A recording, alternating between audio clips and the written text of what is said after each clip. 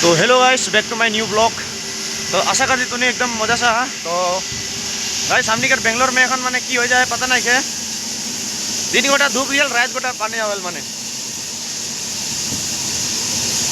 তো চুলগিলা অলপ ডাঙৰ ডাঙৰ হৈ আছে মানে চুলগিলা কাটব লাগে। তো গাইস 2 बजे छुट्टी होके মানে लंच के टाइम छुट्टी हो रहा है।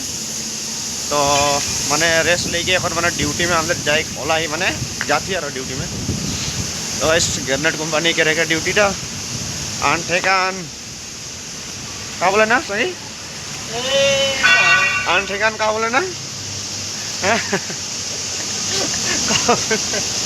का बोले ना आनठेकान কষ্ট। তো গাইস বহুত খাতরা কষ্ট হয় মানে পাখনা এই ডাঙর ডাঙর পাখনাগুলা তোদের দেখতে পাচ্ছ এটা এত বড় বড় টাইসগুলাকে উঠাতে হয়। তো বেঙ্গলোর में এখানে আমাদের মানে बहुत মানে কষ্ট काम करते लगे হয়। तो जरूर से तोদের भाई के सपोर्ट करबे, ठीक है। तो गाइस मिलबे नेक्स्ट वीडियो में, तब तक लिए इंतजार करबा।